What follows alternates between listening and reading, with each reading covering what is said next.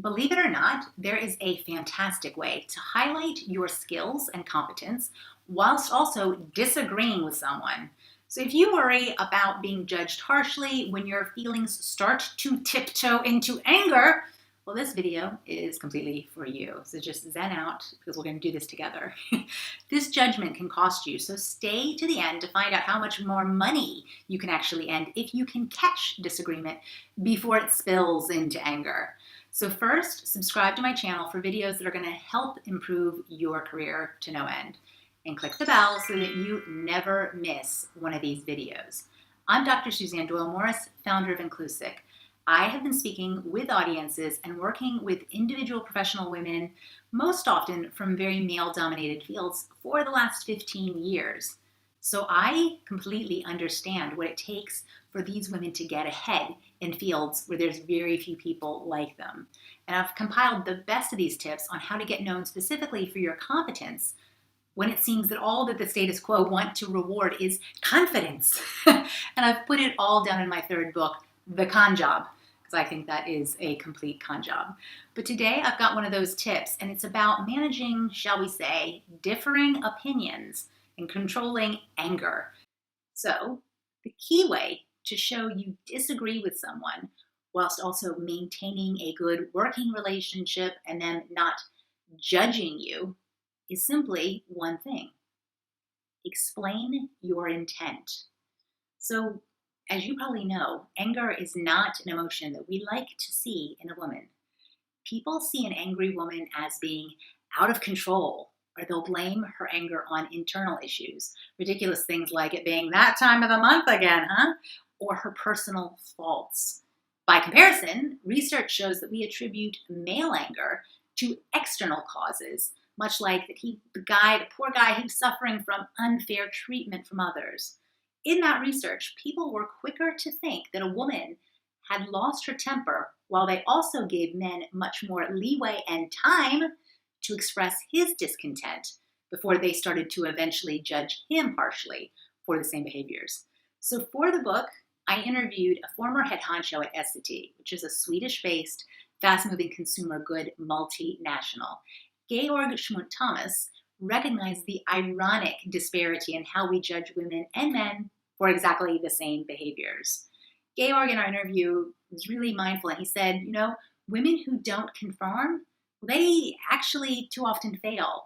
But when women put up a fight, it's often a fight that the company actually needs. However, she's more likely to get written off for stepping on people's toes or being difficult. However, guys who take the same approach, by comparison, are seen as a force of nature or admirably committed to their cause. That's praised, he said, because he's being confident in standing his ground. So, not great, but Georg sees this as a problem as well. I think our current definition of confidence is completely broken and needs rethinking and rewriting, which is why I wrote the book, for us to unpick this a bit further. But the good news is there is a way around this conundrum, and it could affect even your bank balance. So how about that? So before we get to the cold, hard cash of how much this tip could save you, give this video a like if you're identifying with anything that I'm saying. So let's get back to the financial implications. Researchers found that when people saw anger in a speaker, they were more likely to assume that the speaker, male or female, was incompetent. Clearly not a good look for anyone. This judgment, however, penalized both speakers financially, but it was women who lost out the most in terms of cold, hard cash. The perceived worth of a forceful or assertive woman fell by just over 15 grand in terms of how much salary they assumed that person earned. There was also a dramatic drop for men, but much less concerning. It was a drop of $6,500. I gotta be honest, that's money I'd rather have in my bank account, probably you too. So before disagreeing, people were encouraged to say, I see this matter as a matter of honesty and integrity. So it's really important for me to be clear about where I stand. Saying this alone made listeners actually hear the comment better and show far less judgment on the speaker. And as a bonus, because it worked well for both men and women, this tactic can actually benefit everyone.